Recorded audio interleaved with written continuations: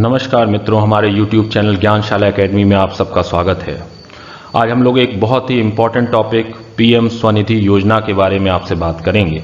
पहले हम ये देख लेते हैं कि आखिर यह योजना एक बार फिर चर्चा में क्यों रही। हाल ही में प्रधानमंत्री मोदी ने इस योजना के जो लाभार्थी हैं उनसे मुलाकात की और साथ ही 3 लाख जो स्ट्रीट वेंडर्स हैं उनको इस योजना के अंतर्गत लोन को भी बांटा। ये जो इंटरेक्शन हुआ था ये ऑनलाइन हुआ था। इस योजना के अंतर यूपी के जो बेनिफिशियरी थे, जो यूपी के जो लाभार्थी थे, उनसे प्रधानमंत्री बात कर रहे थे। आइए अब हम इस योजना को विस्तार से समझते हैं। इस योजना का नाम, जैसे आप जान रहे हैं, पीएम स्वनिधि स्कीम है, जहां पे स्वनिधि में जो ये एस है, ये स्ट्रीट वेंडर्स आत्मनिर्भर, इसका ये एक्रोनिम है। अतः पूरी योजना का नाम है PM street vendors Atmanirbhar Nidhi scheme. इसकी जो शुरुआत हुई वो कोविड-19 की वजह से जो लॉकडाउन हुआ उसकी भरपाई में जो इकोनॉमिक स्टिमुलस दिया गया था, और इसकी घोषणा कब की गई थी? 12 मई को। तो 12 मई को जो इकोनॉमिक स्टिमुलस की जो घोषणा की गई थी और साथ ही आत्मनिर्भर भारत जो मिशन की शुरुआत किया गया था, मोदी जी ने इसकी घोषणा की थी, उसके अंतर्गत ही इस योजना की भी शुरुआत हुई और इसका वास्तविक जो क्रियान्वयन हुआ वो 1 जून 2020 से शुरू हो सका था। ये वस्तुतः एक सेंट्रल सेक्टर स्कीम है जो स्ट्रीट वेंडर्स को लोन प्रोवाइड करने से संबंधित है ताकि वो अपनी जीविका पुनः आरंभ कर सकें। आप जानते होंगे कि सेंट्रल सेक्टर स्कीम वो स्कीम होती है जिसमें 100% फंडिंग सेंट्रल गवर्नमेंट करती है। जब तक सेंट्रली स्पॉन्सर्ड स्कीम का सवाल है, वहां पर 100% फंडिंग केंद्र सरकार द्वारा नहीं होती है, बल्कि कुछ परसेंटेज में केंद्र सरकार फंडिंग करती है और बाकी की फंडिंग राज्य सरकार द्वारा की जाती है, लाइक 50-50 के रेशियो में, या फिर 70-30 के रेशियो में, या 90-20 के रेशियो में। इस रेशियो का अर्थ यह है कि 50% फंडिंग सेंट्रल गवर्नमेंट करेगी और 50% फंडिंग स्टेट गवर्नमेंट करेगी। वहीं 70-30 का मतलब है कि 70% फंडिंग सेंट्रल गवर्नमेंट करेगी जबकि 30% फंडिंग स्टेट गवर्नमेंट करेगी।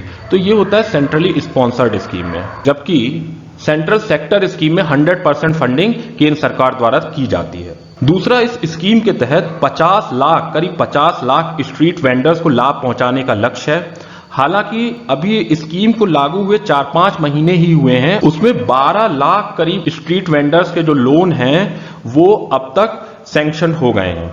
इसके लिए पीएम ने अपने भाषण में बैंक कर्मियों की दिल खोलकर तारीफ भी, क्योंकि इतने कम समय में अगर आपने 12 लाख लोगों को लोन प्रोवाइड करा दिया है, सैंक्शन कर दिया है, तो ये बहुत बड़ी बात है। क्योंकि ये जो स्कीम है इसकी जो ड्यूरेशन है वो मार्च 2022 तक है, यानी कि जून 2020 से मार्च 2022 तक, यानी कि लगभग 2 साल के ड्यूरेशन है। उसमें जो पहले के 4-5 महीने हैं उसमें आपने 12 लाख अगर लोन शुरुआत में ही प्रोवाइड कर दिए तो एक अच्छी प्रगति कही जा सकती है। और जहां तक इसके इम्प्लीमेंटेशन एजेंसी का सवाल है तो सिडबी इसकी इम्प्लीमेंटेशन एजेंसी होगी। आपको पता ही होगी सिडबी छोटे उद्योगों को लोन प्रोवाइड करने का काम करती है। तो ये सारी प्रक्रिया और सारी योजना का जो क्रियान्वयन हो, चाहे वो कोऑर्डिनेशन विभिन्न एजेंसियों और विभिन्न बैंकों के बीच जो कोऑर्डिनेशन बनाने की बात हो, वो सारा काम सिडबी करेगी। अब आखिर देख लेते हैं कि ये जो स्कीम है इसके पीछे रेशनल यानी कि मुख्य तर्क क्या है कि ये स्कीम क्यों शुरू की गई। हमने इस पे पहले भी बात की है कि वस्तुतः ये जो कोविड-19 जो पेंडेमिक आया था उसमें हुआ ये कि बहुत से जो स्ट्रीट वेंडर्स थे, बहुत से क्या सभी स्ट्रीट वेंडर्स थे, उन्हें अपना काम रोकना पड़ा था। और माना ही जाता है जिस समय लॉकडाउन रहा उसमें उनके पास जो स्मॉल कैपिटल्स थी वो कहीं ना कहीं उन्होंने खर्च कर दिया होगा, और ऐसे में अपने काम को पुनः शुरू करने में उन्हें कुछ मात्रा में लोन या क्रेडिट्स की जरूरत होगी। इसी आवश्यकता को पूरा करने के लिए इस स्कीम को लाया गया। ये जो स्कीम है ये वेंडर्स की परिभाषा भी देती है। इसके अनुसार वे सभी लोग जो स्ट्रीट, फुटपाथ या पेमेंट जैसी जगहों पर सामान बेचते हैं वो सभी स्ट्रीट वेंडर्स कहलाते हैं। इनमें सब्जी विक्रेता से लेके छोटे मोटे फास्ट फूड वाले हों या फिर चाय पकौड़ा वाले सभी आते हैं। साथ ही इनमें बार्बर यानी नाई और पान की दुकान वाले आदि भी आते हैं। यानी कि ये स्कीम इन सभी लोगों को लोन प्रोवाइड करने से संबंधित है। ये स्कीम कौन से बेनिफिट्स प्रोवाइड करती है? पहली चीज, ये जो लोन देती है करीब 10,000 तक का लोन देती है, जिसको आपको 1 साल के अंदर मंथली इंस्टॉलमेंट पर वापस करना होता है। और यदि आपने टाइमली रीपेमेंट अपने लोन का कर दिया है तो 7% एनम की दर से आपके अकाउंट में इंटरेस्ट सब्सिडी दे दी जाती है। साथ ही अगर आपने अर्ली रीपेमेंट कर दिया है तो किसी भी प्रकार की पेनल्टी की बात इस स्कीम के अंतर्गत नहीं है, क्योंकि अर्ली पेमेंट के कारण जो पेनल्टी लगती है वो मेनली तब लगती है जब किसी मॉर्टगेज के अगेंस्ट आपने लोन लिया होता है। तो यहां तो किसी मॉर्टगेज के अगेंस्ट लोन की बात नहीं है, तो यहां पर पेनल्टी की भी बात नहीं है। उसी के साथ ये जो स्कीम है ये डिजिटल ट्रांजैक्शन को